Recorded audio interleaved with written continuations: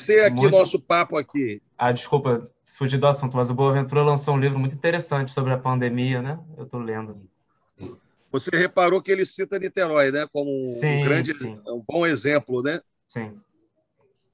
Ele cita o estado de Kerala, na Índia, que é um estado governado pelo Partido Comunista, né? E cita Niterói. Mas espero que depois do Trump a gente consiga, a partir da crise dessa terrível pandemia, tirar esse Bolsonaro, né? Por favor, pelo amor de Deus. Ou a gente tira ele ou o Brasil acaba, mas a gente vai acabar com ele primeiro. Eu fiquei surpreso positivamente com as mobilizações aí de sábado. Foram boas, né? Foram bem grandes. Eu confesso que eu também, pessoalmente, fiquei bem surpreso, porque, especialmente a de São Paulo, o ato foi bem grande. Eu acho que quando tiver a turma de 30, 20 anos vacinada, Lógico. aí lá no segundo semestre, eu acho que as mobilizações vão aumentar muito. Sim.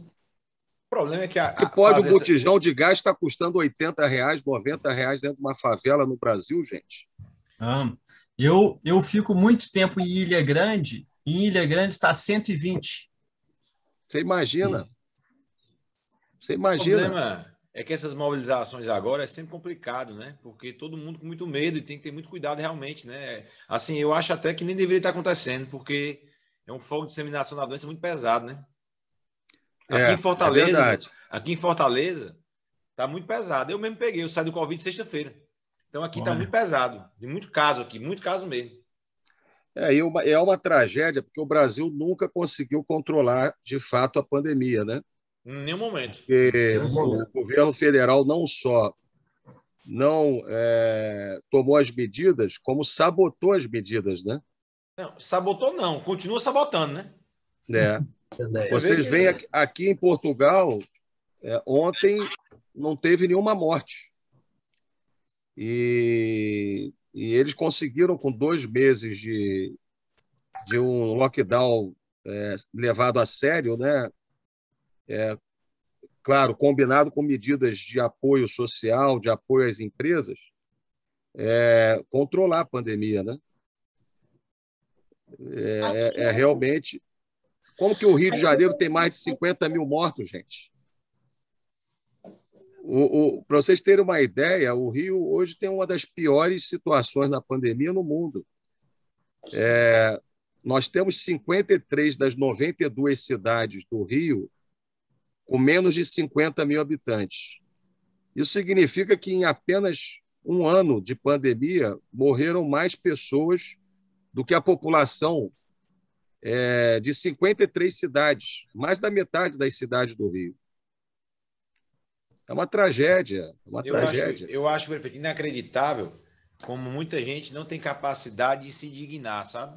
E assim, a gente vendo aí a CPI da pandemia, tem um outro senador que vai para ali defender o indefensável. Eu acho que, eu não sei como é que consegue dormir, sabe? Inclusive aqui um senador pelo Ceará, o senador Girão, fez um discurso semana passada, não sei se vocês viram, um negócio assim vergonhoso para o Estado, sabe? Deu até uma vergonha alheia dele, nossa, de ter ele como representante. Certo? É realmente um negócio lamentável, velho. Impressionante, inacreditável. É exatamente isso, secretário, é exatamente isso. Mas essas pessoas ainda vão responder, inclusive em tribunais internacionais. Olha, ele fez uma fala lá na CPI, falando da Coronavac, que tinha morrido aquele músico, né, 95 anos, né? Tomar 2 doses, né? Tinha morrido. No mesmo dia, minha avó, que tinha tomado as 2 doses, estava, entre aspas, depois de muito tempo tranquila, liga para minha mãe chorando de noite. Diz, minha filha, tomei as doses, eu vou morrer apavorada. Então, as pessoas têm que ter muito cuidado com o que elas falam, porque uma certa parte da população, às vezes, acredita mesmo, embarca nessa. Então, assim, eu acho que assim, um negócio desse, assim, o cara que tem um ato como esse, Sim, da minha parte, ele perde meu respeito eterno, porque tu imagina quantas pessoas ficaram nessa mesma situação, se O perguntando, se questionando. secretário, você sabe que já é uma evidência já verificada que os países que mais sofreram com fake news ou sofrem com as fake news são os países que têm mais casos e mais mortes. Não é? O caso da Índia, do Brasil e dos Estados Unidos com Trump. Não é? Você se lembra que quando o Trump falou que se ingerisse água sanitária, se eu não me engano, a pessoa matava o vírus? Só naquela situação ali, 800 pessoas morreram nos Estados Unidos em função daquela fake news, que com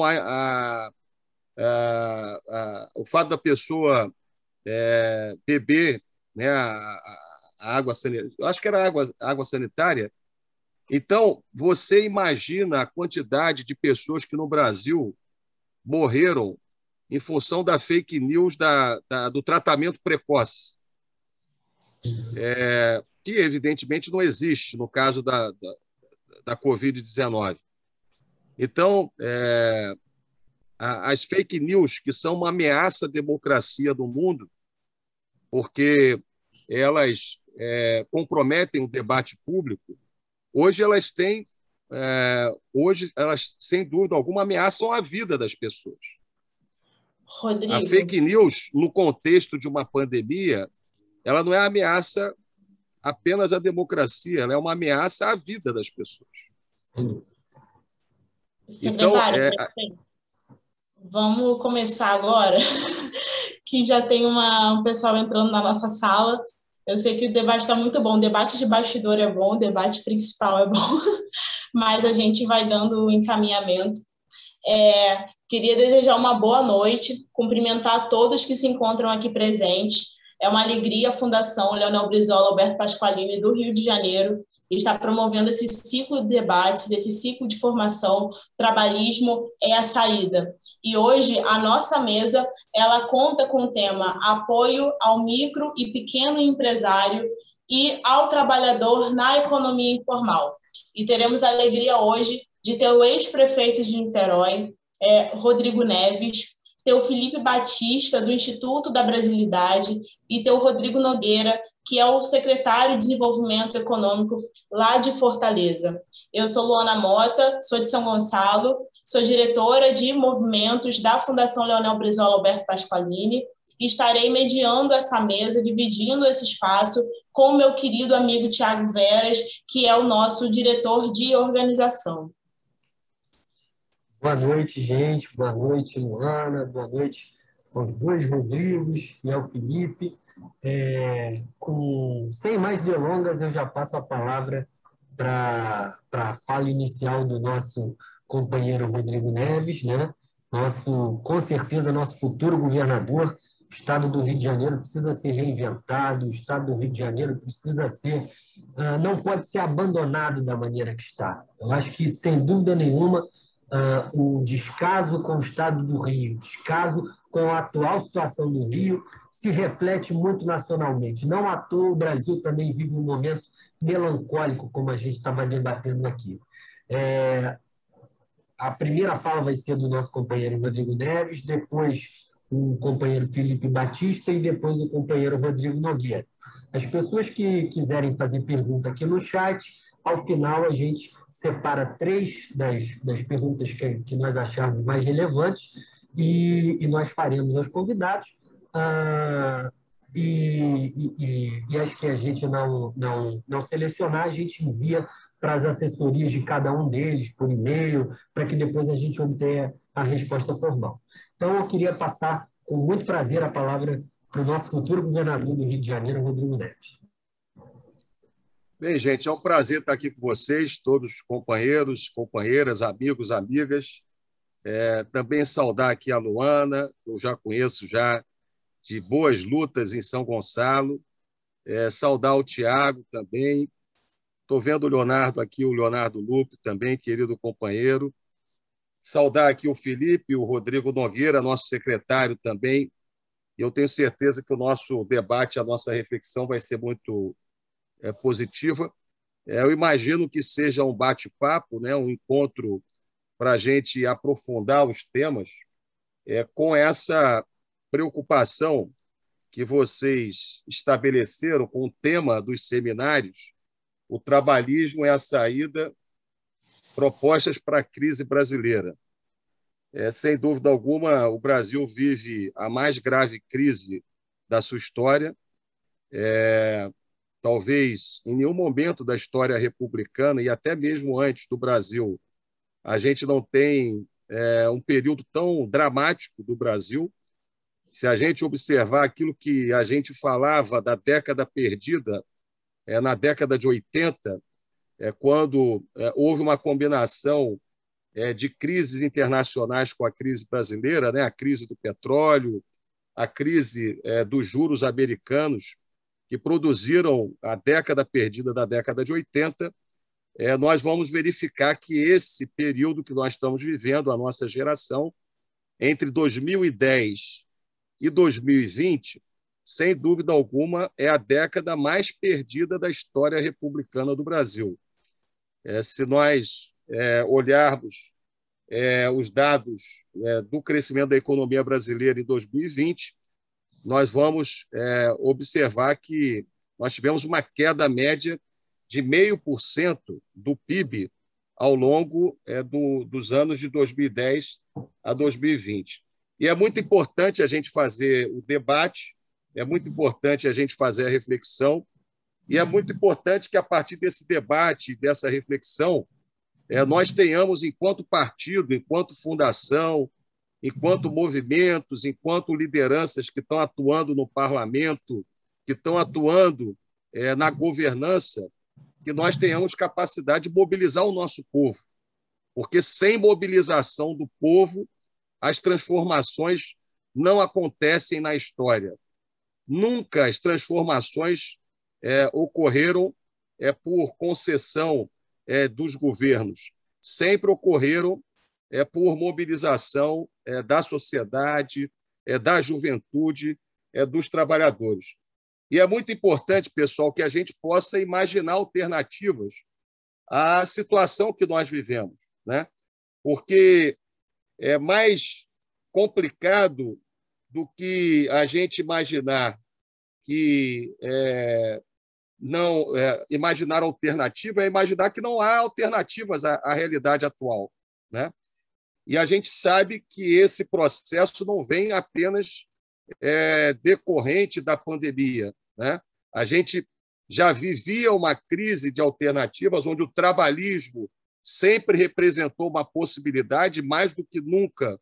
Hoje, o trabalhismo deve atualizar o seu programa no sentido de apresentar uma proposta credível que desperte a esperança no coração, na consciência das pessoas. Mas a crise de alternativas, eu queria aqui fazer referência a isso, até porque trata-se de um seminário de formação, ela vem desde a década de 80, quando nós tivemos a crise do socialismo real, o fim do socialismo real, que era aquele modelo do socialismo autoritário, que, aliás, o trabalhismo sempre criticou aquilo que acontecia na União Soviética.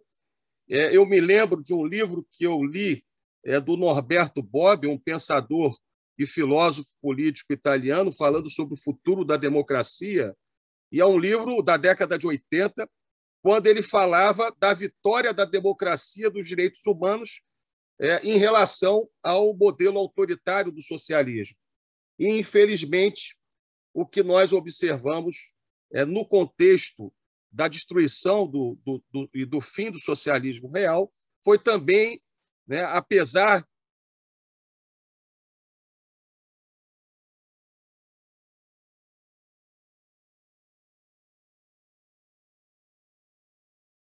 democracia e dos direitos humanos, havia construído na Europa Ocidental e vários movimentos na América Latina. O fato é que esse processo aprofundou as desigualdades, ampliou o desmantelamento das políticas sociais, e, no caso do Brasil, mais recentemente, nós tivemos duas medidas que alteraram profundamente no sentido da precarização, da dignidade do trabalho e da proteção social no Brasil e na sociedade brasileira, as condições de vida da população. Eu faço referência à PEC da morte, que é algo inimaginável em qualquer país minimamente civilizado, ou seja, com a emenda constitucional 95, nós enviesamos para um capitalismo ainda mais selvagem no Brasil.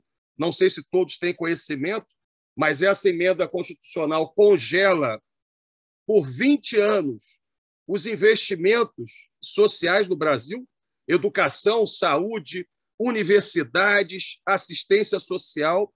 E eu tenho certeza que o nosso presidente Ciro Gomes, como uma das primeiras medidas em caso de chegar à presidência da República, é rever essa legislação trágica, né, essa PEC da morte, que compromete completamente tudo que o Brasil construiu em termos de formalização do emprego, em termos de proteção social, e a própria reforma da legislação trabalhista, que, na verdade, não se trata de uma reforma, se trata da destruição, né, dos mecanismos mínimos, básicos, de proteção do mundo do trabalho.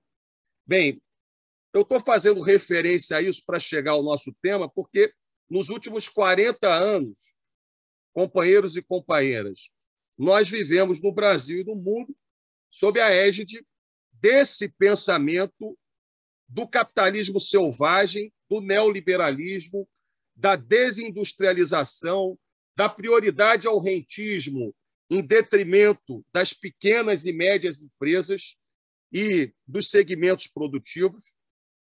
Isso, na crise de 2008, né, na crise financeira internacional, longe de ter sido resolvido, isso foi aprofundado, porque a resposta que os países, de uma maneira geral, e os organismos multilaterais deram àquela crise de 2008 foi salvar os bancos, proteger os bancos, em detrimento da economia real, mas aí vimos chegar a pandemia do Covid-19 no final de 2019 e no início de 2020. Essa pandemia pega as sociedades e os estados, de uma maneira geral, completamente desaparelhados em responder com eficácia à crise, não apenas sanitária, mas a crise, sobretudo, econômica e social, derivada da pandemia. É importante a gente entender que a pandemia da Covid-19, meus amigos e amigas, é muito mais do que um fenômeno sanitário, não apenas no Brasil, mas, sobretudo, no Brasil, onde o desprezo à ciência, o desprezo à vida, a incompetência, né, agravaram, né, a crise sanitária, a crise humanitária. Todos nós perdemos amigos, parentes, entes queridos, vizinhos, nessa maior tragédia humanitária da história do Brasil, mas, evidentemente, e aí já entrando no nosso tema, com a crise sanitária mal administrada, nós temos uma crise econômica e social agravada. Na verdade, esse é o grande problema do Brasil hoje, né? Diferente de outros países que entenderam a gravidade desse fenômeno, que é um fenômeno social total, não é apenas uma crise sanitária, e deram respostas com base na ciência. O Brasil tem uma crise seríssima econômica agravada porque foi incapaz de controlar a pandemia, a crise sanitária, porque em nenhum momento o Brasil teve, de fato, o controle dos casos e dos óbitos no país. Vamos chegar em breve a 500 mil mortos no Brasil. E daí temos o desemprego, a pobreza, a quebradeira generalizada dos pequenos negócios. E no caso do Rio de Janeiro, apesar de nem todos serem do Rio de Janeiro, a situação é ainda mais grave, porque se nós temos 14% de desempregados no Brasil, nós temos 20% de desempregados no Rio de Janeiro. Se nós temos uma pobreza e a fome retornando ao Brasil, nós temos uma pobreza já endêmica no Rio de Janeiro. Se nós temos um nível de informalidade na economia brasileira, hoje no Rio de Janeiro, mais de 50% dos trabalhadores sobrevivem na economia informal no Rio de Janeiro. E é evidente, eu quero alertar isso para vocês, que nós temos que enfrentar as milícias. E essa é parte de uma agenda fundamental da segurança pública, que no Rio de Janeiro é o maior desafio de segurança pública do Brasil, provavelmente um dos maiores do mundo, não tratando apenas do enfrentamento à milícia, mas tratando também da reindustrialização do Rio, da retomada do emprego, porque, por melhor que seja e mais inteligente que seja uma política de segurança pública e de enfrentamento à milícia, ela não terá sucesso com um grau de informalidade na economia do Rio de Janeiro. E aí eu queria falar, finalmente, da experiência de Niterói para vocês, no que diz respeito às medidas de apoio aos microempreendedores, às pequenas e médias empresas, porque eu penso, meus amigos e amigas, que a partir dessa pandemia, como em outras que ocorreram na história da humanidade, a praga de Justiniano no século XVI, a peste, a grande peste no século XIV e a própria gripe espanhola no início do século XX, todas as pandemias produziram mudanças sociais, mudanças econômicas, geopolíticas importantes, e vocês não tenham dúvida, sobretudo porque, diferente de outras, nós vamos entrar num período, no século XXI, de pandemias intermitentes, pela devastação das florestas, pelo aumento do consumo de animais selvagens, pelo aumento do fluxo da aviação civil, e, evidentemente, esse é um desafio que teremos para a nossa geração no século XXI. Essa pandemia vai produzir mudanças e já está produzindo. Vejam, recentemente, o plano Biden, um investimento previsto de 3 trilhões de dólares em infraestrutura, em mitigação de mudanças climáticas, em transição digital, redução de desigualdades e aumento de impostos para os mais ricos, no centro do capitalismo nos Estados Unidos.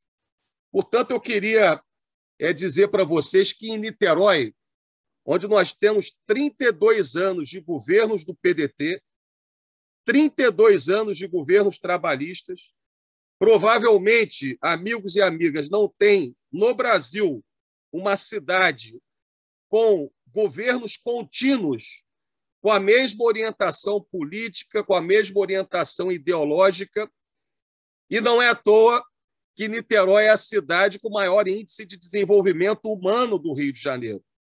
Dentre as 92 cidades, Niterói tem o maior IDH do Rio de Janeiro e tem o melhor índice de gestão fiscal do estado do Rio de Janeiro.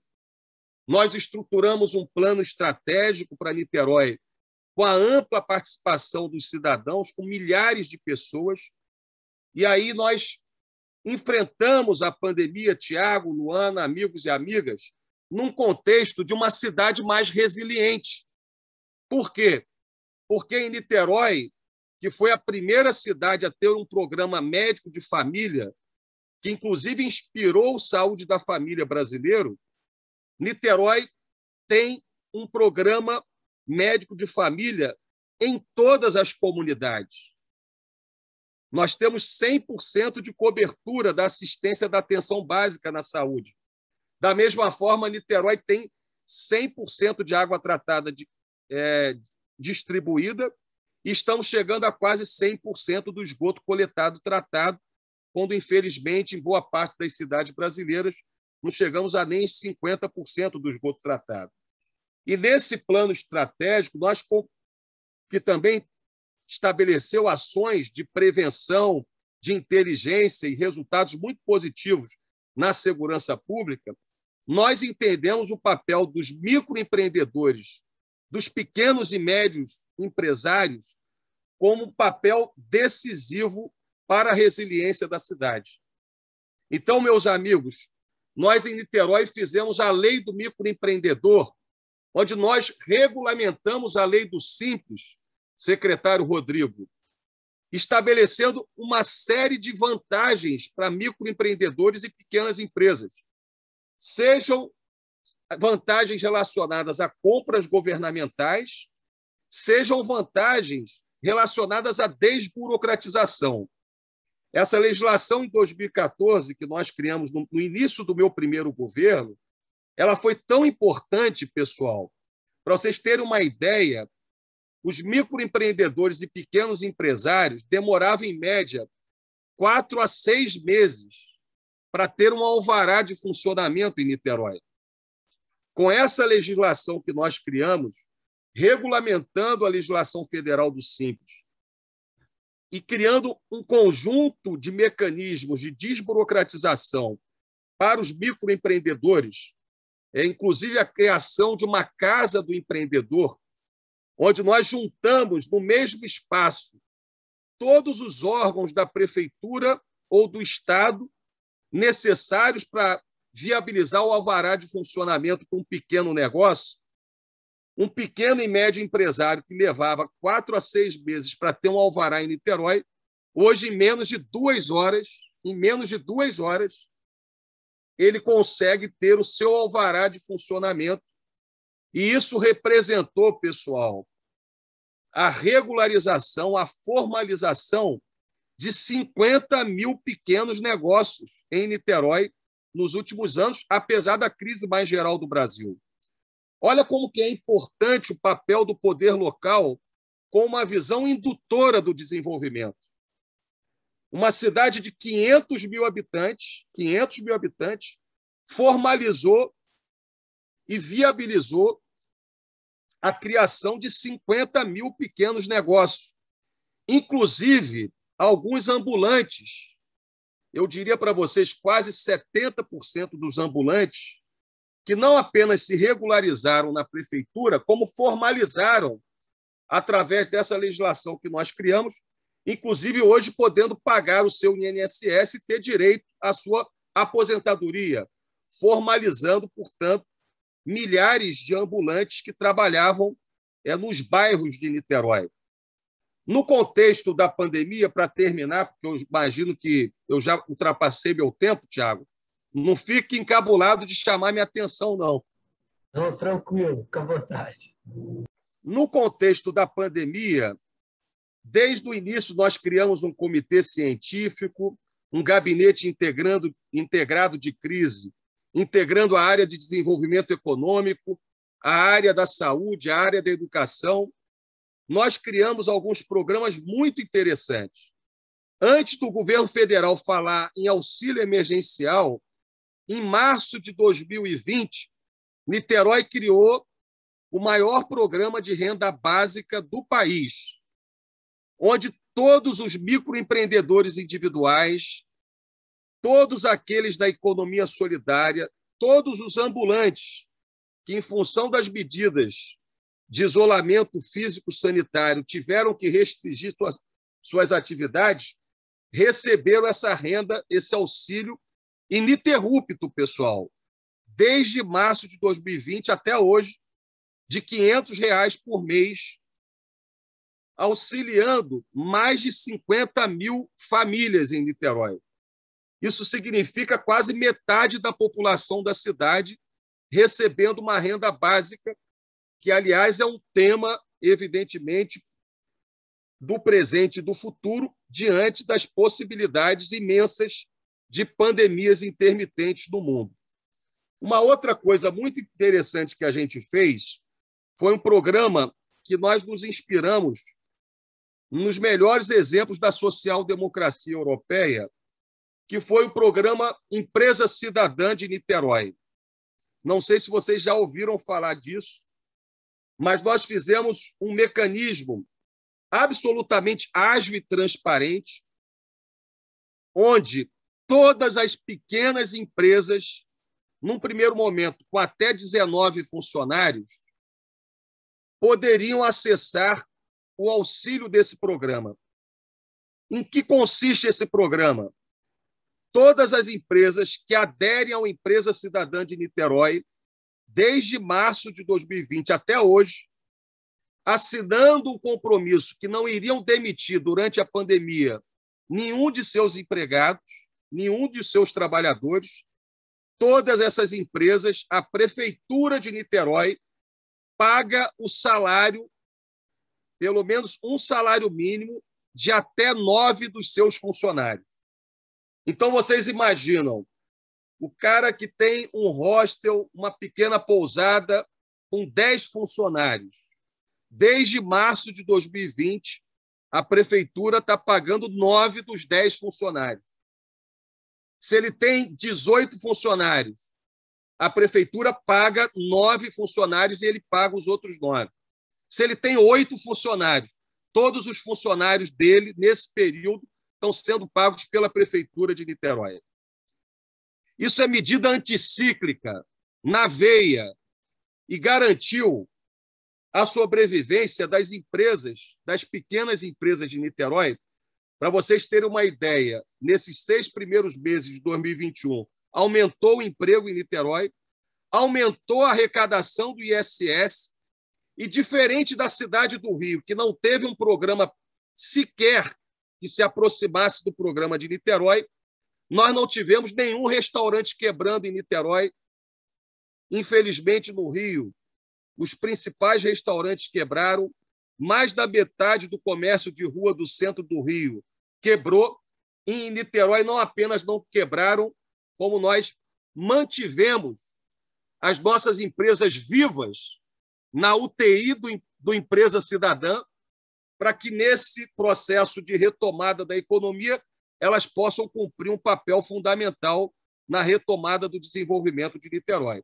E, por último, um outro programa que eu queria mencionar, que nós também nos inspiramos nos melhores modelos internacionais, que é o programa Supera Niterói, onde a prefeitura, com o fundo soberano que eu criei, com parcela dos royalties, que começou a entrar em 2017 em Niterói, na Prefeitura de Niterói, com parcela do recurso do Fundo Soberano, nós concedemos para centenas de pequenas empresas capital de giro a juros zero, subsidiado pela Prefeitura.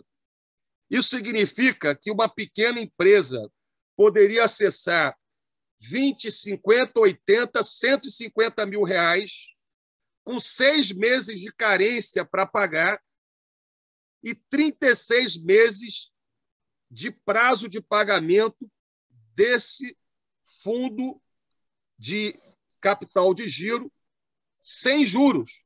Ou seja, se uma pessoa pega 36 mil reais para pagar as suas contas nesse momento de dificuldade, de restrição da atividade econômica, ela tem 6 meses para pagar, para começar a pagar, e ela começa a pagar sem juros durante 36 meses. Então, ela vai pagar uma parcela de R$1.000 durante 36 meses, porque a prefeitura, através do Fundo Soberano, está subsidiando os juros desse programa que nós fizemos com o Banco do Brasil, mas quando o Bolsonaro percebeu que o projeto estava indo muito bem, infelizmente sabotaram, e aí nós construímos uma outra parceria com a AG Rio, que é a Agência de Desenvolvimento do Rio, e com isso concedemos centenas de empréstimos para o programa Supera Niterói. Eu estou dando esses exemplos, meus amigos e amigas, para mostrar para vocês que é possível, diante dessa gravíssima crise, a gente virar o jogo, seja no Rio de Janeiro ou seja no Brasil. O que a gente precisa é ter inteligência, capacidade de produzir boas ideias, de tirar essas ideias do papel e transformá-las em realidade. E é isso que o nosso companheiro Ciro Gomes vai fazer, sendo eleito presidente da República. Um grande abraço para todos. Rodrigo, muito obrigada. A gente fica muito feliz. É isso que você também vai fazer sendo governador do estado do Rio de Janeiro. O niteroense não tem tempo de reclamar, de reivindicar nada, porque o programa já está pronto, já está feito, né? A aspiração dos municípios vizinhos, como é o caso de São Gonçalo, muitas vezes é de morar em Niterói, porque é a expectativa de uma vida melhor, mas a gente tem um exemplo que é possível organizar o estado do Rio de Janeiro, deixar de ser um lugar violento, sem perspectiva, e passar a ser um lugar digno para que o cidadão fluminense possa viver, possa criar seus... Muito obrigada mesmo. Niterói realmente é um exemplo. Eu queria passar a palavra agora para o nosso querido Felipe Batista, do Instituto da Brasilidade. Bom dia, boa noite, pessoal. Boa noite, Rodrigo. Boa noite, Rodrigo. Boa noite, pessoal da Fundação. Eu queria agradecer o convite e vou tentar fazer uma elaboração de um pensamento que seja relativamente livre e que tente colocar a questão que nos foi proposta dentro de fundamentos históricos e técnicos. E aí, eu acho que eu tenho acompanhado as discussões, eu acho que pensar o Brasil é o nosso primeiro objetivo. E nós temos aqui uma concordância de que pensar um Plano Nacional de Desenvolvimento Econômico com justiça social é o objetivo, o norte que nós buscamos. Dentro desse objetivo de desenvolvimento com justiça social, eu acho que tem inicialmente duas esferas que a gente precisa ter um conhecimento prévio. Uma relativa a desafios internos e outra relativa a desafios externos. No que consiste desafios internos, essa questão do desenvolvimento econômico e justiça social brasileira, eu queria chamar a atenção que existe um acúmulo de construções políticas, econômicas, sociais, culturais, históricas, que o Brasil tem nesse processo de construção de uma nação de 520 anos, o que a gente considera o Brasil moderno. No período colonial, a gente nós não temos uma soberania política, não temos uma soberania econômica, e nós somos parte de um projeto do Império Português, que inclusive utiliza mão de obra escrava indígena, mão de obra escrava africana, com um projeto de concentração fundiária, e mesmo quando a gente consegue a nossa independência política, essa independência política ela não corta a estrutura do trabalho brasileiro. Os indígenas, se tornam livres, eles estão presos dentro da própria regra de concentração fundiária, e a mão de obra de afrodescendentes e agora também já pardos brasileiros, que também são escravizados, eles estão, obviamente, presos dentro desse regime de escravidão, com, obviamente, concentração fundiária e também algo de concentração de capital. A nossa república, ainda que tenha nos garantido uma independência em relação à ideia da monarquia, a república ela nunca se constituiu enquanto uma república democrática, de fato. O que nós temos no Brasil, seja no período militar, seja no período civil, é uma república oligárquica, dado que a democracia não vem pelo simples fato de nós votarmos.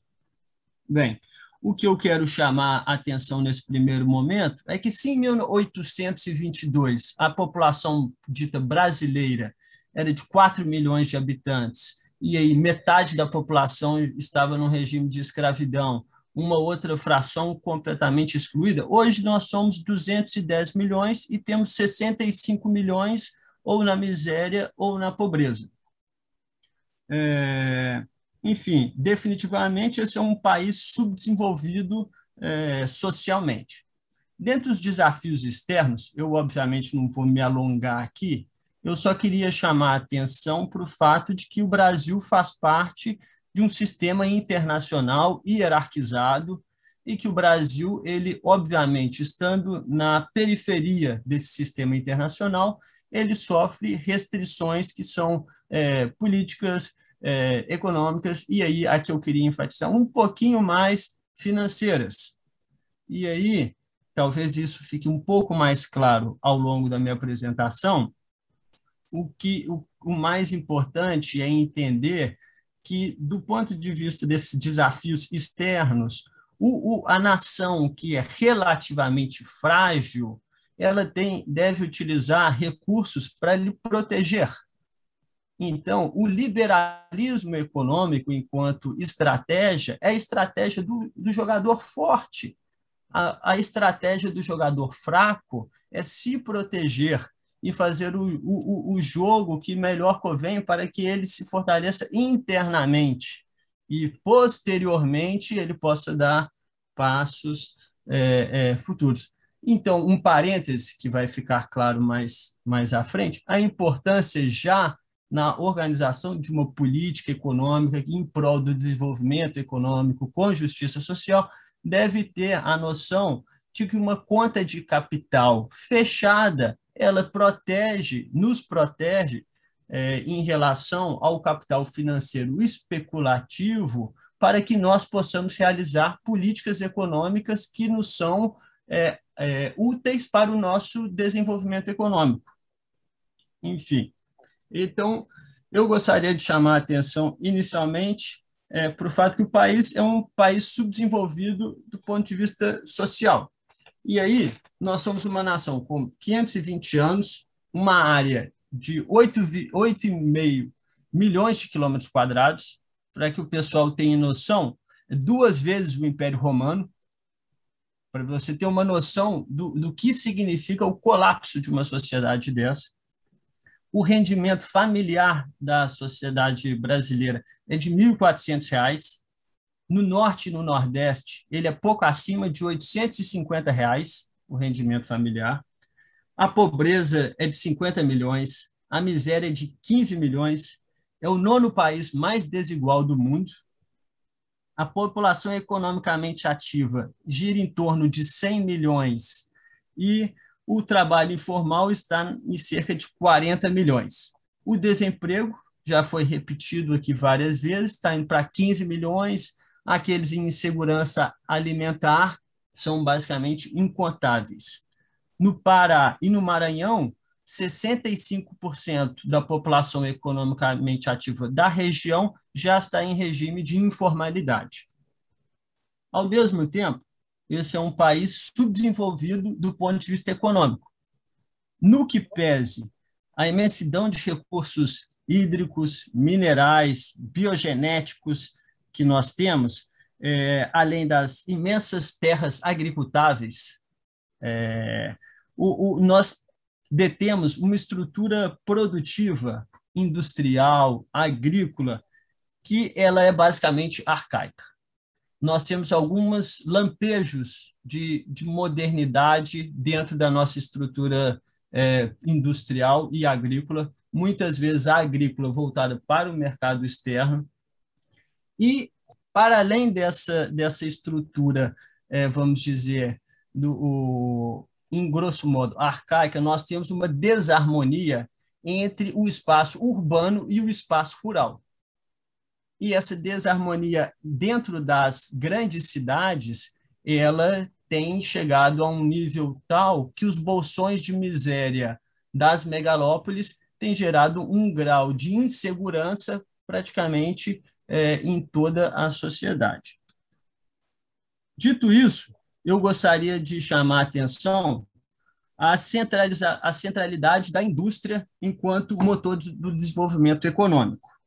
Um desenvolvimento econômico com justiça, obviamente com a harmonia entre o campo e a cidade, e mais, uma industrialização que propicie a democratização das oportunidades econômicas, sociais e culturais da população. Então, fundamentalmente, o que nós precisamos é aumentar o rendimento da nossa força de trabalho, aumentar a nossa produtividade, produzir mais e distribuir melhor. O desafio fundamental é basicamente esse: produzir mais e distribuir melhor. No que toca à ideia de valorização da força de trabalho, do ponto de vista teórico, como economista, a ideia seria o quê? O aumento da massa salarial, o aumento da massa salarial dentro do que é o rendimento nacional, propiciando a ampliação do próprio mercado interno, e o mercado interno sendo o sustentáculo para o desenvolvimento dessa indústria nacional. Então, a ideia é ter a indústria nacional e o mercado interno numa certa harmonia. E, para fazer isso, obviamente, nós precisaremos da figura de um Estado atuante. Um Estado que seja capaz de identificar e quebrar alguns estrangulamentos estruturais que nós temos na nossa economia. Alguns setores são, obviamente, chaves, seja porque eles propiciam um encadenamento entre vários outros setores, ou seja, eles são estruturais, seja porque nós temos deficiência nesses setores. Setor de energia, transporte, comunicação, e o que eu acho que é o ponto-chave para um processo de alavancagem dentro dessas condições brasileiras, que é o de saneamento básico. Então, a política econômica que o Estado brasileiro precisa organizar, ela tem que ter em foco a industrialização e a distribuição de renda. A política monetária e a política fiscal devem estar em harmonia.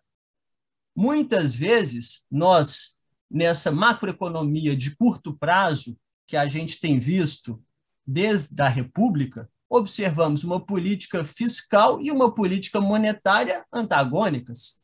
A política monetária, basicamente, preocupada com a questão inflacionária e travando qualquer esforço da política fiscal num processo de criação de emprego. A taxa de lucro, nesse sentido, precisa ser sempre superior, a oportunidade do investimento tem que ser sempre superior à taxa de juros. O capital produtivo ele deve ser supervalorizado em relação ao capital financeiro. Caso contrário, o investimento ele não se realiza. E aí é que eu chamo a atenção para a ideia da conta de capital fechada, ou com filtros. A conta de capital aberta, tal qual nós temos desde 1992, ela dificulta muito a organização de uma política monetária, fiscal, salarial, que nos aproxime ou que nos dê uma convergência para uma política industrial. Felipe, ou seja, desculpa te interromper. Eu posso te dar mais 5 minutos? Desculpa fazer o papel de chato. pode, tranquilo. Pode ser? Não, é porque depois também o Rodrigo ainda vai falar, e o nosso prefeito Rodrigo Neves, como ele está em Portugal, lá o andar das horas já não é tão baixo. Mas desculpa, pode continuar aqui. O fundamental é que nós tenhamos a ideia que os pequenos e médios produtores formalizados, pequenos e médios prestadores de serviços, eles são milhões no Brasil. E por serem milhões, eles vão constituir o grosso do que é esse mercado interno. São eles que nós precisamos alavancar para que a nossa própria estrutura industrial, uma estrutura industrial que tenha como base o próprio capital nacional, ela entre num processo de alavancagem e saia dessa posição de subdesenvolvimento. Eu vou, então, para finalizar, chamar a atenção para duas propostas basicamente emergenciais que são necessárias fazer no Brasil, no meu ponto de vista, e elas visam atacar o que são os bolsões de miséria nas cidades e nos campos. Nas cidades, uma reforma urbana que permita a regularização da posse, né, da terra e o estímulo à construção ou melhoramento das casas populares. Elas permitiriam que uma parcela substancial da população fosse automaticamente alçada pelo fato de que elas já teriam um estímulo à construção de um saneamento básico, ou seja, ter água chegando e o esgoto indo embora já é, no Brasil, um baita melhoramento. E na reforma agrária, o que eu acho que, no espaço rural, uma reforma agrária ela seria bem-vinda por diferentes fatores. Uma, porque ela talvez propiciasse uma melhor ocupação do interior do Brasil.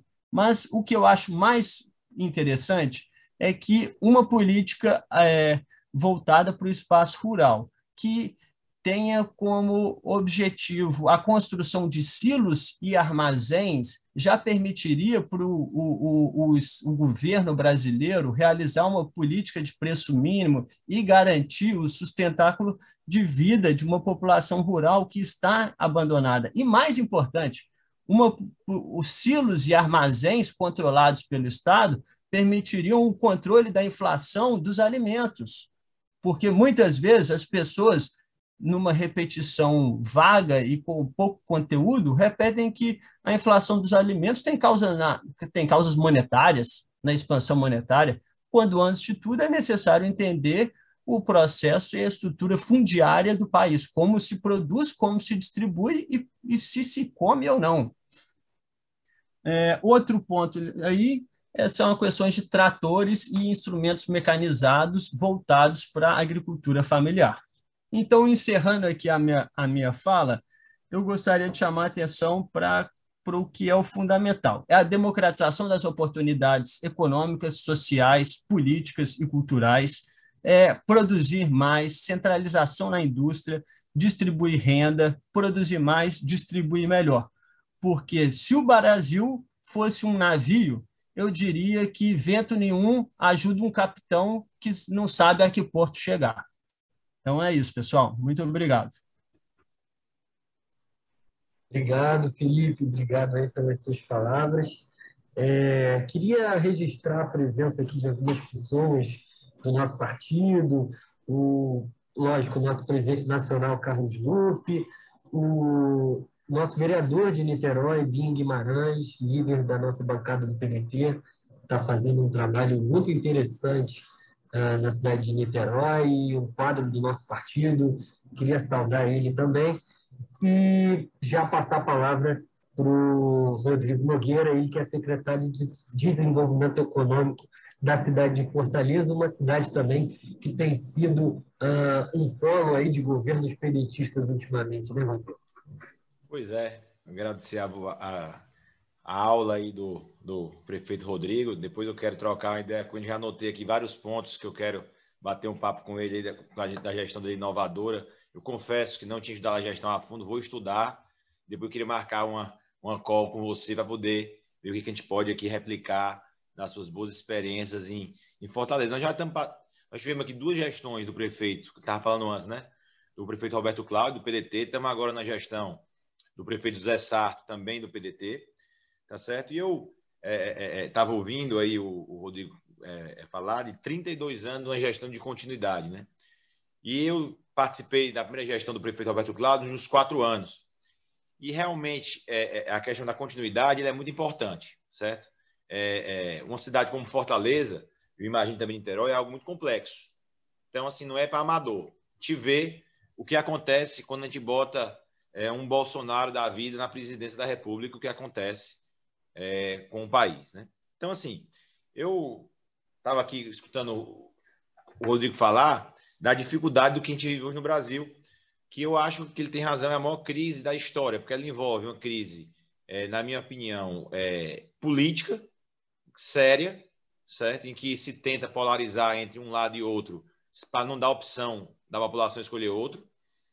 Uma crise sanitária que talvez, como já foi falado anteriormente, tenha sido tratada da pior maneira possível no mundo, talvez seja o pior país que trata a crise sanitária, porque o governo federal trabalha contra. e uma crise econômica contratada, né? Não de hoje, para ser justo, certo? Você vê que o Brasil, em 2010, ele chegou ao nível de 6,7% do desemprego. Hoje, tem 14% da população desempregada, certo? O Brasil, e aí passamos aí por governos de vários partidos, do PT, do PMDB e agora do Bolsonaro. Então, assim, não é culpa de alguém, é culpa talvez de um estado de coisas maior que a gente vem observando já há um tempo.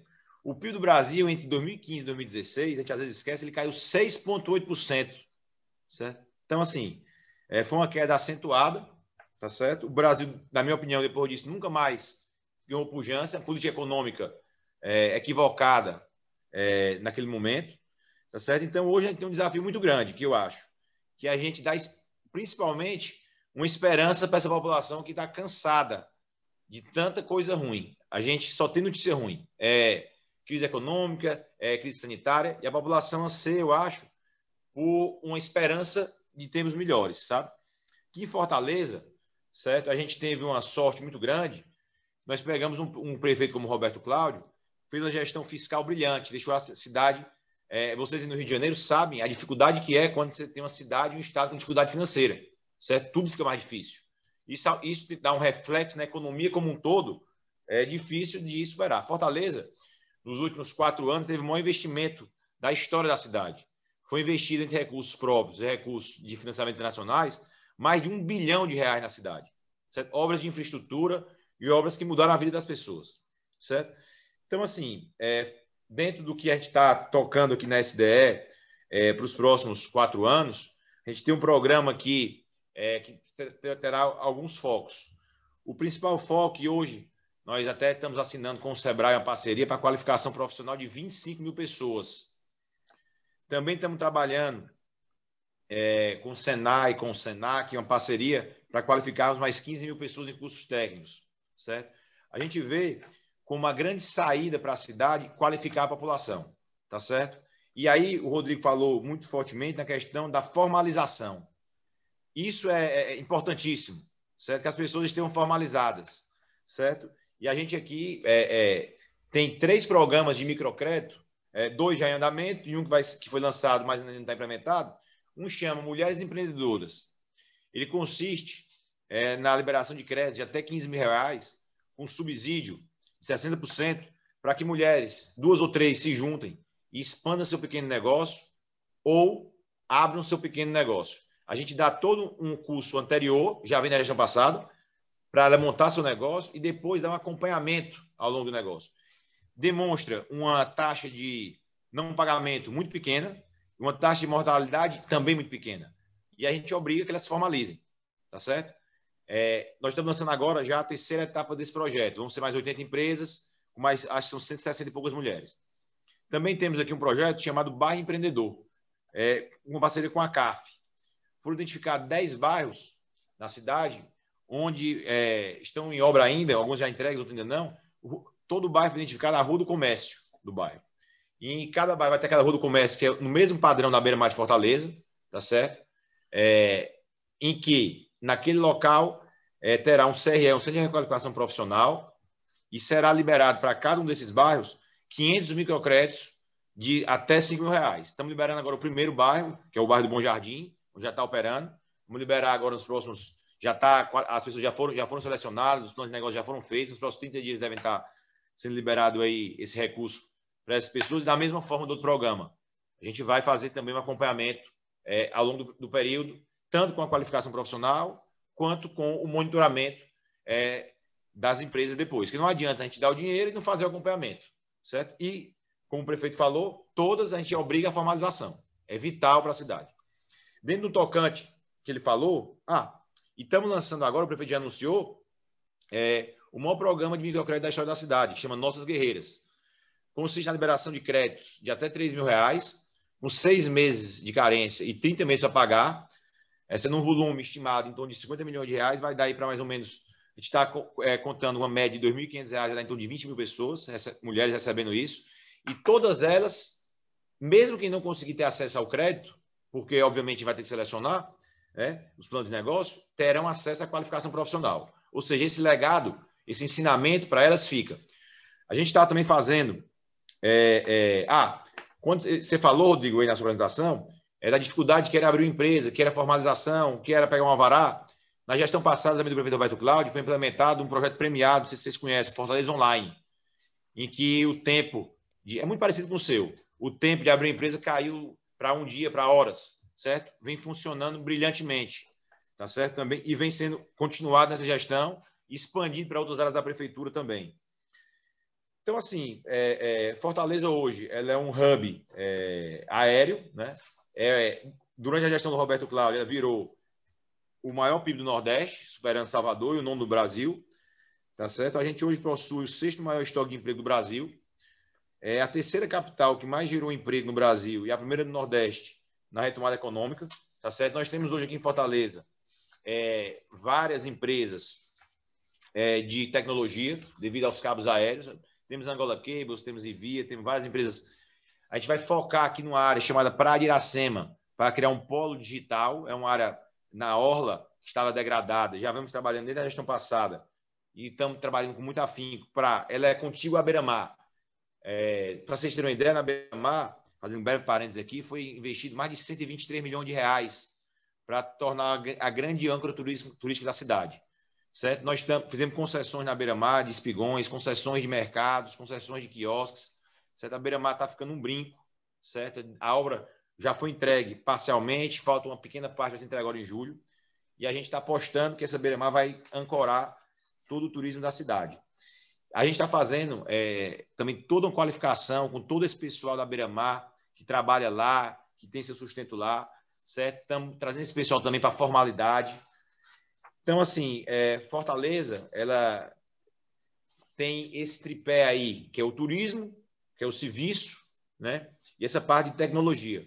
Um outro flanco que a gente vai atacar, já estava na semana passada, é a parte de PPPs e concessões. Certo? A gente tem hoje aqui um programa, Rodrigo, aí muito bacana, de internet nas praças, uma parceria com a empresa de Fortaleza. Ela fornece a internet gratuitamente, a gente fornece para ela o espaço no login para vender o anúncio dela. Certo? Hoje a gente tem mais, ano passado teve mais de 1 milhão de acessos. Isso vem trazendo, principalmente para as comunidades de baixo IDH, um acesso à internet que eles não tinham. A gente observa nos acessos um grande número, muito maior número de acessos nos bairros de baixo IDH que nos bairros de alto IDH. Está expandindo agora para chegar a 100 praças e também a outras áreas da cidade. Certo? Então, assim, a gente lançou ano passado, dentro dessa questão que o Rodrigo falou também, do apoio ao pequeno empresário, um programa chamado Todos com Máscaras. No auge da pandemia, pouca gente lembra, mas faltava máscara. A gente fez um programa pesado na prefeitura para fomentar as costureiras, que é um grande polo que tem em Fortaleza, a produzirem máscaras. A prefeitura dava o insumo e pagava por máscara entregue. Foi um grande sucesso, foram 2.500.000 máscaras produzidas. O investimento saiu muito mais barato do que tivesse comprado na via privada, saiu menos de R$1 milhão. E a gente, dentro disso, conseguiu dar renda a essa população que estava naquele momento precisando. Você veja agora, na questão da pandemia, a dificuldade de empresários. Somente aqui pela SDE foram distribuídos 30.000 cestas básicas para taxistas, mototaxistas, guias turísticos, catadores de lixo. A gente viu isso como vital para pedir que esse pessoal ficasse em casa, que não fosse se expor. A gente tinha que ajudar, certo? A gente tinha que dar a contrapartida. E foi dado esse investimento aí de R$4 milhões. A gente também deu auxílios financeiros para alguns outros grupos que já tinham artesãos, pessoas já de programas aqui da SDE, certo? Então, assim, a gente vê que tem que ser casado essa coisa a social também com auxílio ao empreendedorismo. Então, assim, da minha parte, eu queria só passar essas experiências aqui de Fortaleza, tá certo? A gente está com um planejamento estratégico aqui da prefeitura, da SDE montado para os próximos 4 anos. O foco nosso vai ser realmente essa qualificação. A gente vê que isso é a saída. As pessoas têm que estar qualificadas, tá certo? Para poder conseguirem oferir uma renda e sair dessa crise. Eu acho aí, viu, Rodrigo, você que aí vai ser futuro governador de Janeiro, a gente tem que passar uma mensagem de esperança para as pessoas, sabe? Que a coisa vai melhorar, tá certo? Que a gente está trabalhando, certo? E que as coisas vão acontecer. Que nem tudo é desgraça, tá certo? E que nós vamos sair dessa. Apesar de tudo que nós estamos vivendo, dessa loucura que a gente vê na televisão todo dia, desses loucos, nós vamos sair dessa. Então, assim, a mensagem aqui minha, mais essa de esperança que nós vamos sair dessa. Obrigado, pessoal. Rodrigo Nogueira, caramba, foi incrível, muito obrigada. É muito bacana da gente ver os exemplos que dão certo, os exemplos que trazem a esperança do Brasil, que é conhecimento, é capacidade de gestão, é esforço, é organização e principalmente uma gestão direcionada para o bem-estar das pessoas. Eu agradeço demais, são exemplos inspiradores para nós, para a juventude. A gente agradece também as reflexões do Felipe sobre as estruturas, né, do nosso país, sobre os caminhos para que a gente não deixar que o empreendedorismo seja subsistência, né, elevar a qualidade, né, o nível de vida dos nossos brasileiros, nossos trabalhadores. A gente agradece muito também a exposição do Rodrigo Neves, né, sobre o exemplo brilhante de Niterói. O Rio de Janeiro inteiro ficou entusiasmado ali, feliz. Vocês qualificam muito e trazem esperança para a gente que o Brasil dá certo, que com as pessoas certas, com a gestão certa, com o pensamento realmente voltado, né, para a ciência, valorizando a ciência, valorizando o método e também a vida das pessoas, o Brasil pode sim e vai dar certo. Eu vou fazer uma pergunta e depois abrir para os companheiros Pedro, que vão fazer perguntas também. A gente vai fazer só 3, tá? Se possível, o Rodrigo Neves responder, mas também o Rodrigo Nogueira também responder seria legal, que é o seguinte... a gente, pegando o estado do Rio de Janeiro, o exemplo do estado do Rio de Janeiro, que é um estado endividado, né, e que as pessoas superaram o nível, né, estão muito na informalidade.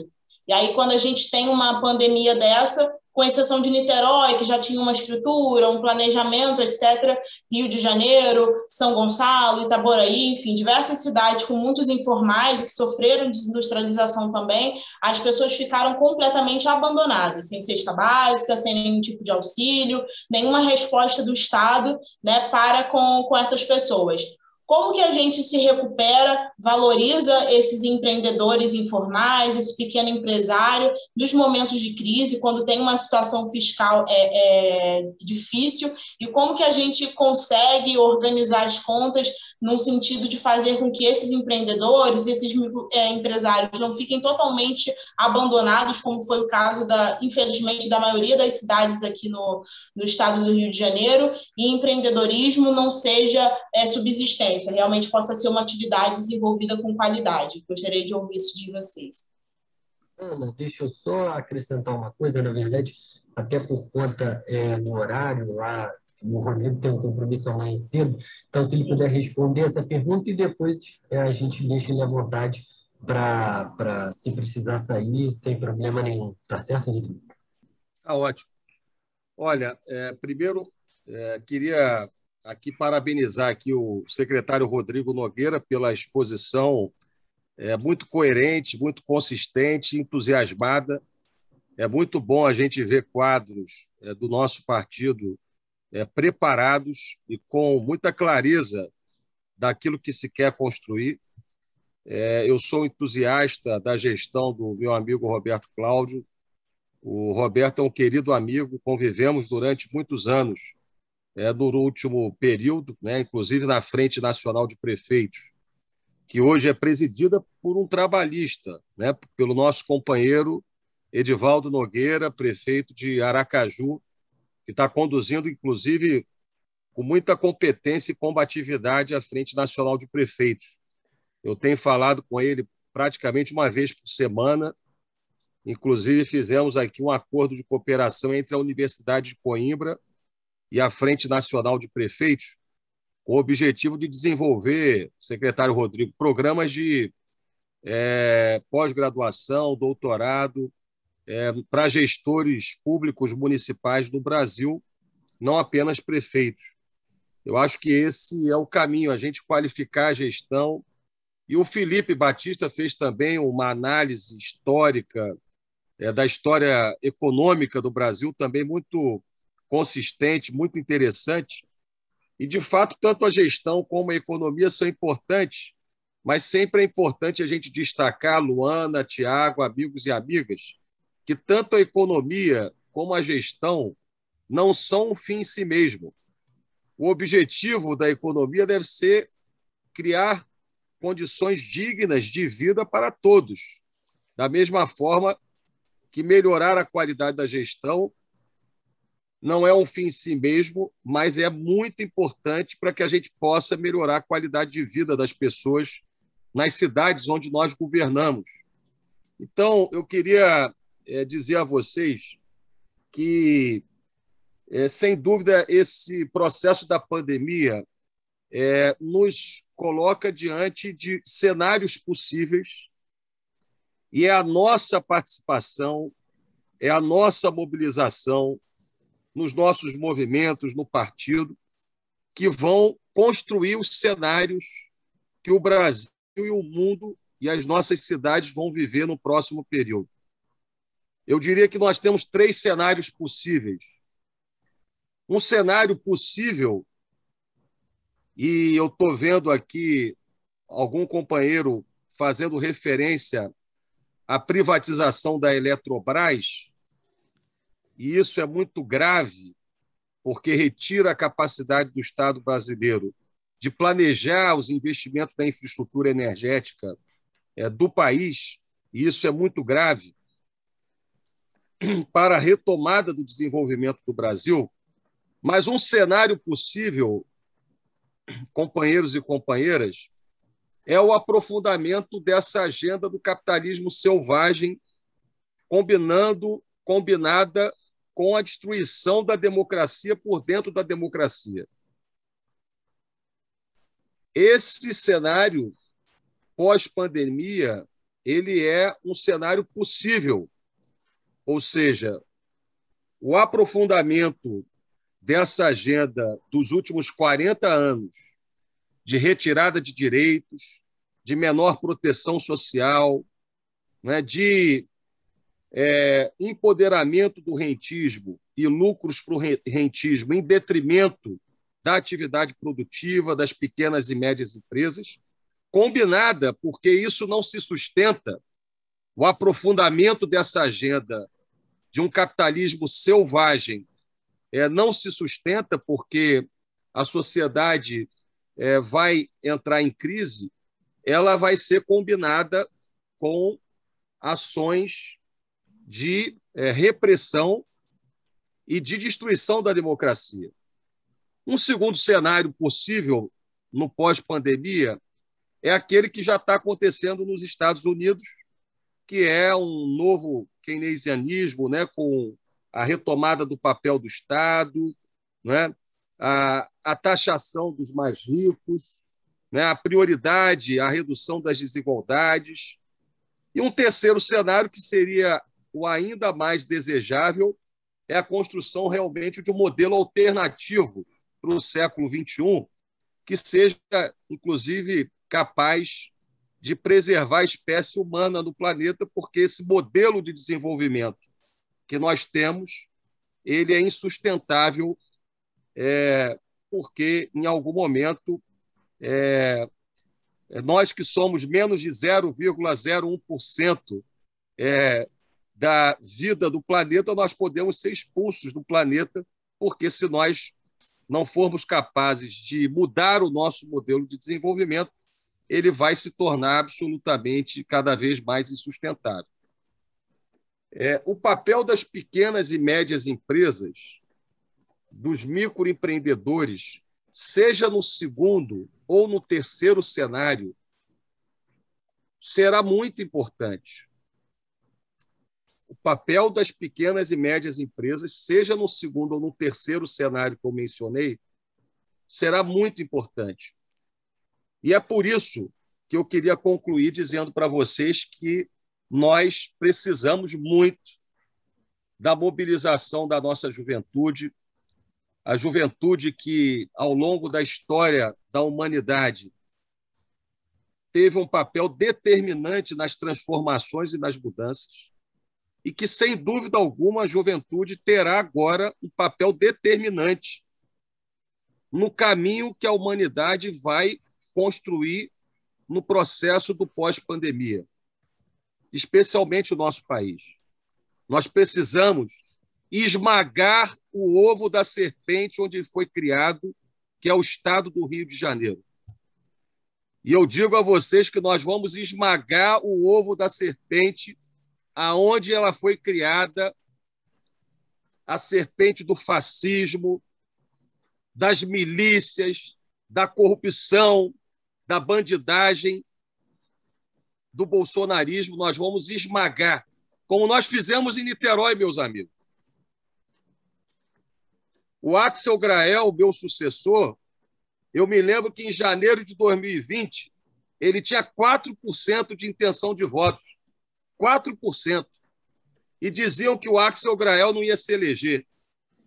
Pois bem, nós enfrentamos o PSOL, nós enfrentamos o PSDB, nós enfrentamos 2 candidatos do Bolsonaro e nós levamos o Axel à vitória no primeiro turno, com 62% a 9%.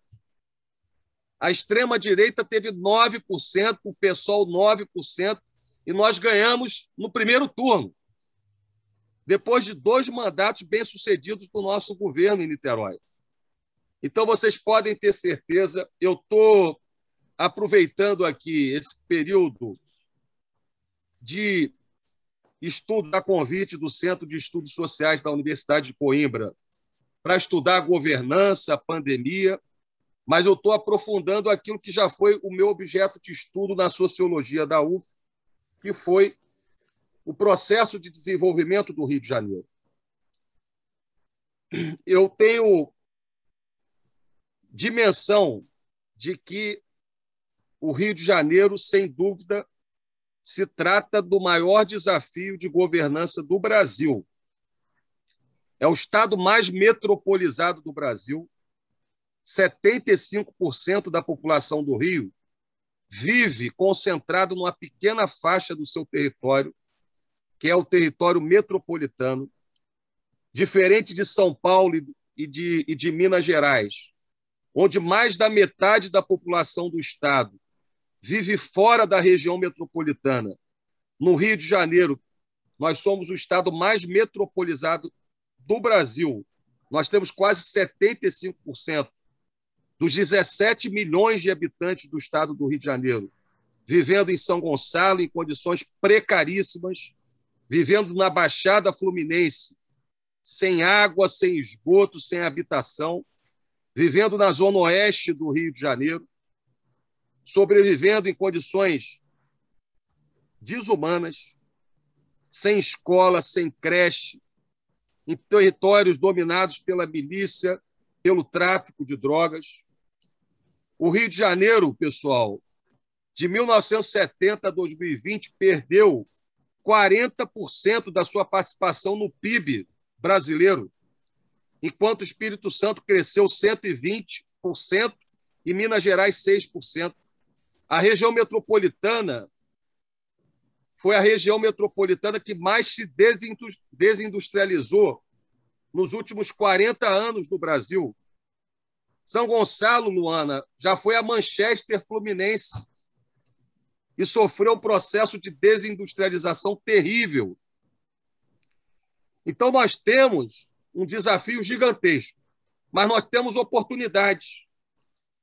A globalização vai sofrer ajustes. A Europa, os Estados Unidos estão discutindo a sua reindustrialização. Ninguém quer ficar dependendo da China para importar equipamentos de saúde, insumos de saúde. E o Rio de Janeiro tem um complexo industrial da saúde, e o Ciro fala muito bem do complexo industrial da saúde, porque nós temos aqui a Fiocruz, que está produzindo as vacinas, nós temos aqui um conjunto de universidades e um polo de saúde relevante no Rio de Janeiro que precisa ser bem trabalhado. O Rio de Janeiro produz 80% do petróleo brasileiro, mas processa menos do que 15%. Menos do que 15% do petróleo brasileiro na nossa refinaria de Duque de Caxias, enquanto São Paulo, que produz pouco mais de 10% do petróleo, processa mais de 30% do petróleo brasileiro nas suas refinarias. Nós vamos ter que ter um debate com o Ciro e com o próximo governo federal para retomar o projeto da refinaria de Itaboraí, sem o qual nós não vamos reindustrializar o território metropolitano do Rio. Então, eu queria dizer para vocês que a gente tem um desafio gigantesco, mas ele não é um desafio maior do que os nossos sonhos.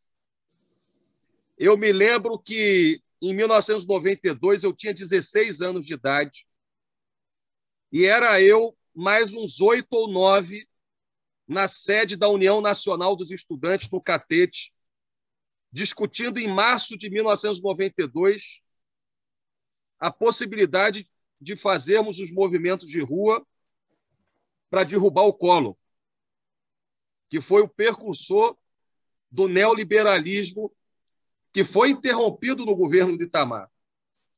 E nós levamos, 2 meses depois, eu era um dos líderes do movimento estudantil do Rio de Janeiro e de Niterói, milhares de estudantes e de jovens para a rua. Então, a gente tem condições no Rio de Janeiro, o Rio de Janeiro que é a síntese do pensamento democrático, popular do nosso país, o Rio de Janeiro que é a referência, porque na Europa, nos Estados Unidos, com todo respeito à força econômica de São Paulo, as pessoas falam do Rio de Janeiro, que é a porta de entrada do Brasil.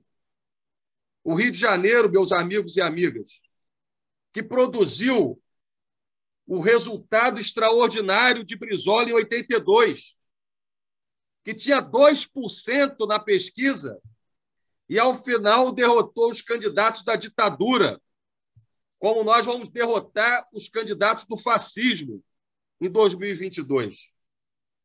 Então, eu queria dizer para vocês que o Rio de Janeiro tem tradição trabalhista.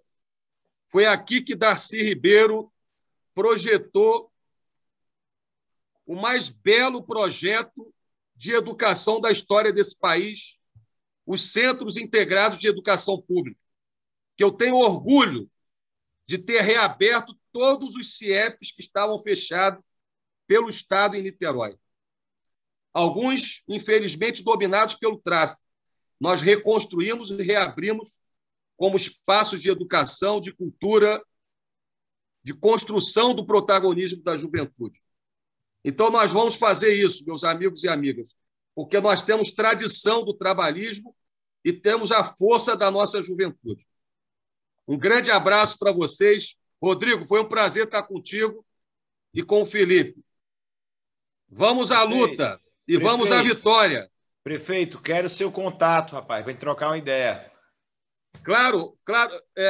Luana, passa para mim, ou Leonardo Lupe, passa o e-mail meu, por favor.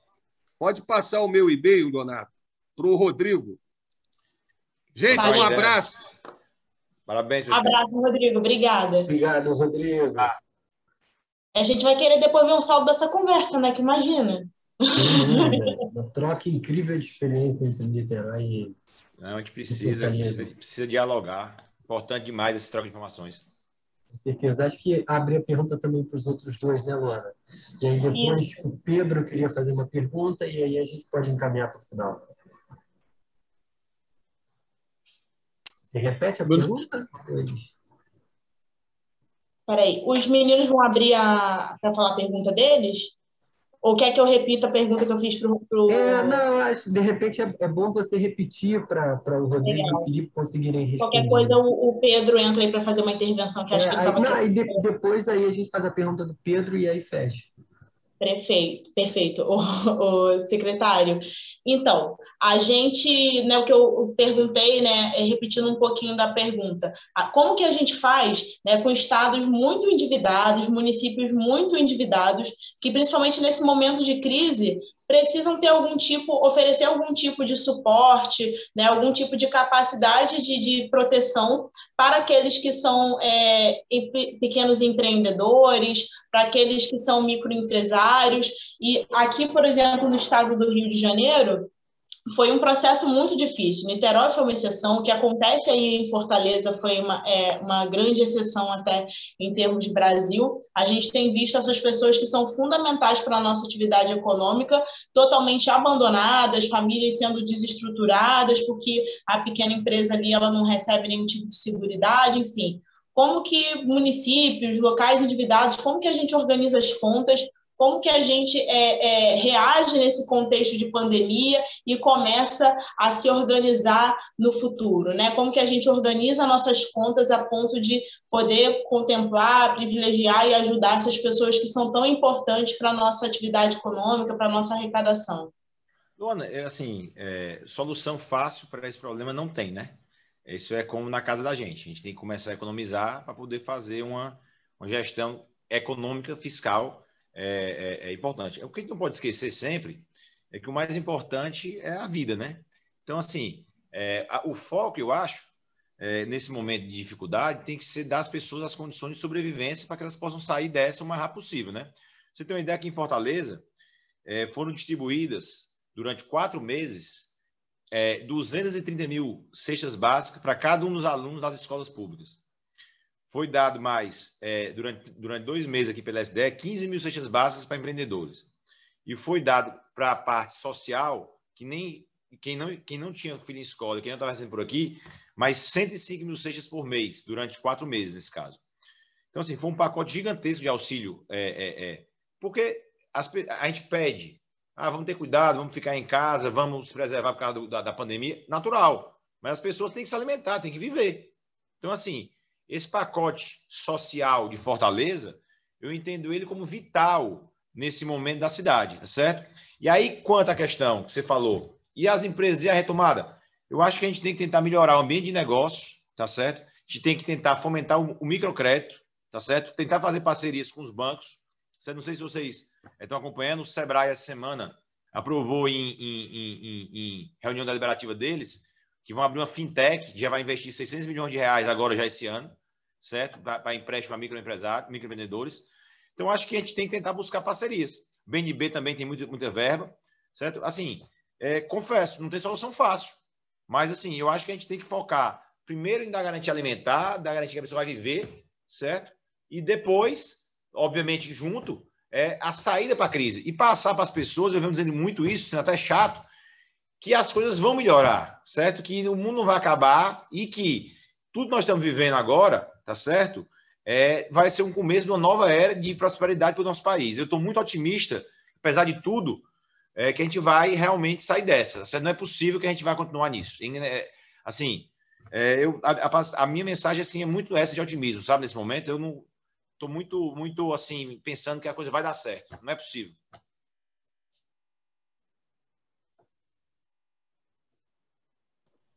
Obrigada, Rodrigo. Organização, né? Saber realmente conhecer, estudar, ver esses mecanismos. A gente vê muitas cidades aí que caem gestores de paraquedas, né? Caíram muitas pessoas, pretensos gestores, né? Muito na onda do bolsonarismo, muito na onda da incompetência, da política fácil, não sabem fazer essa articulação, não têm vontade política, não priorizam a vida das pessoas, e o Brasil experimenta esse momento muito triste de tantas pessoas que o poder público nem sequer deu uma cesta básica, qualquer mínimo de assistência, porque para além de não conhecer os mecanismos, não se interessar, a vida do ser humano não está em primeiro lugar. Então, a gente agradece muito o seu trabalho, o seu pensamento, a sua ação, né, o que o governo de Fortaleza tem feito. Isso, com certeza, é inspiração para nós que somos jovens, para nós que estamos iniciando a nossa trajetória política de inúmeras maneiras, né, e a gente conseguir levar essa mensagem de otimismo, de que existem bons exemplos, existem luzes para nos guiar e que a gente vai passar dessa fase que vai dar certo. Obrigada mesmo. Luana, pessoal, só pedir aqui para vocês, vamos manter o contato, certo? Adicione no Instagram, Rodrigo Nogueira Diogo, vamos tentar ficar mantendo esse contato constante, porque essa troca de ideias é muito importante, a maneira que a gente tem hoje em dia, a nossa ferramenta da nossa geração, é a rede social. Então, vamos tentar manter contato, certo? Vamos tentar ir falando e trocando experiências, que eu acho que isso é muito importante para todos nós. Com certeza, com certeza. Gente, é para seguir ele no Instagram, tá? Vou seguir também. Não é só mim, não, todo mundo, porque eu acho que a gente tem que criar uma corrente do bem, todos nós. Isso Vamos aí. ouvir Felipe, e aí depois o Pedro faz a pergunta dele. Olha, na minha opinião, a política emergencial, nesse momento, tem que visar a criação de emprego. No Brasil, nesse momento, a ideia é a criação de emprego e a formalização dos trabalhadores informais. A ideia de que é necessário se poupar para fazer depois um investimento não é o que eu acredito. Eu acho que deve-se investir primeiro. Primeiro você investe e cria emprego. A transformação da dívida pública em investimento de longo prazo talvez seja a forma mais fácil de nós conseguirmos os investimentos necessários em setores estratégicos, que são energia, transporte, comunicação. Nesse primeiro momento, o foco é simplesmente na criação de emprego e não é necessário se imaginar, na minha opinião, a necessidade de modernização tecnológica. É necessário se empregar numa tecnologia que seja condizente com a necessidade de se tirar 16 milhões de pessoas do desemprego. O crédito é sempre uma política interessante, mas o crédito vai ser sempre muito pouco. A política educacional é a política mais importante para a valorização da força de trabalho. E talvez seja necessário, mais para frente, uma reforma tributária nos mecanismos que se torne não só mais justa, no sentido de que tem que onerar menos o consumo de os bens corriqueiros, ordinários, tributar mais os consumos de bem de luxo, tributar mais herança e, principalmente, lucros e dividendos precisam ser tributados nesse país. E mais importante de tudo, para que essa tributação, numa nova proposta de tributação, elas têm que estar vinculada a um investimento, para que você garanta o recurso para o investimento que você deseja. Jogar o tributo para um fundo para depois ter uma divisão significa que você não terá um investimento aonde você deseja. Então, a vinculação a priori da tributação a um investimento essencial é uma proposta interessante. Isso acontece em alguns impostos, mas ela precisa ser mais bem organizada. Então, o mais imediato, na minha opinião, são políticas de criação de emprego, não necessariamente com o uso da mais moderna tecnologia, mas uma política de emprego que seja boa o suficiente para que se utilize a mão de obra abandonada justamente onde essa própria mão de obra necessita para que ela se qualifique, porque ao se qualificar, ela será o próprio mercado interno que garantirá o salto posterior da indústria a qual nós queremos fomentar. Então, a solução do problema dos bolsões de miséria e pobreza no campo e na cidade, eles são o ponto de partida, na minha opinião. Com certeza. Eu acho, inclusive, Felipe, já te fazendo um convite, a nossa, lógico, extensivo ao Rodrigo e a todo mundo que está aqui participando, a sua fala vai muito no sentido da nossa próxima mesa na semana que vem, na segunda-feira também, às 8 horas, que vai ter o tema Reindustrialização e Projeto Nacional de Desenvolvimento, né? Com as participações da Cristiane Leidler, professora da UERJ, do Fernando Peregrino, nosso companheiro de PDT e professor da COP da CRJ, e do professor Dark Costa, do Instituto da Brasilidade, dos maiores pensadores brasileiros, sem dúvida para todos nós, né? Então, Pedro, você que pode fazer sua pergunta e depois a gente pede uma fala de encerramento dos nossos convidados. Obrigado, Thiago. Boa noite, amigos. Boa noite, Rodrigo Nogueira. Obrigado por ter aceito o convite, amigo. Boa noite, Felipe. Obrigado também ao Rodrigo Neves, que esteve presente hoje mais cedo. É muito bom ouvir com ele todo esse legado trabalhista que foi transformador aqui no Rio de Janeiro. E é muito bom, Rodrigo, ouvir essa política pública na prática que está sendo colocada em Fortaleza, de forma objetiva, e política pública estruturante, né? Que a gente vê uma política pública diferente do que é superficial de que outras secretarias colocam. Em Fortaleza é muito diferencial disso, e até por isso se torna aí a prefeitura, né, o município maior do Nordeste nos últimos tempos. O que eu queria te pedir, amigo, é para fazer um comentário que, para mim, acho que é muito importante quando eu fui visitar a secretaria aí, achei um diferencial e acho que esse recorte é válido para encaminhar para outras prefeituras do PDT. Aquela questão que vocês conseguiram via fundo municipal da secretaria, aquele gatilho para poder receber recursos. E, de fato, tocar essas políticas públicas estruturantes que são aí com os incentivos fiscais com meta. Como é que foi para desenvolver esse gatilho de arrecadação financeira? E um outro detalhe que eu acho muito interessante daí é trabalhar em cima do DH.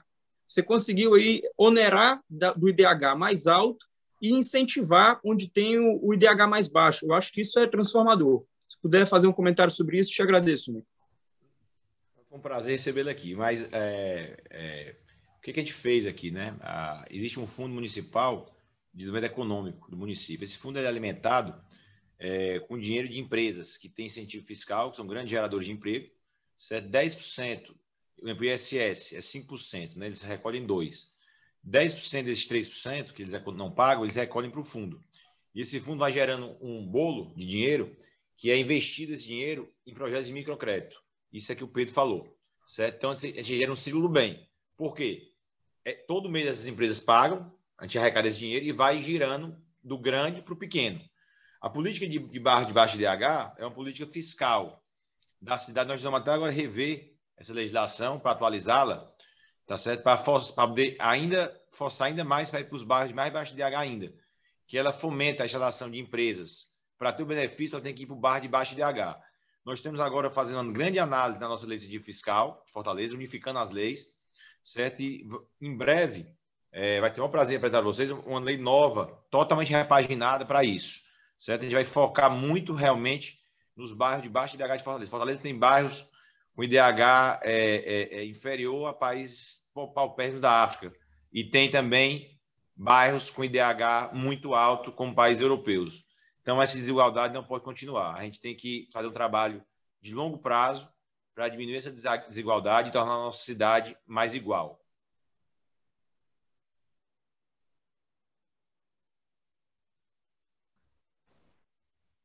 É isso aí.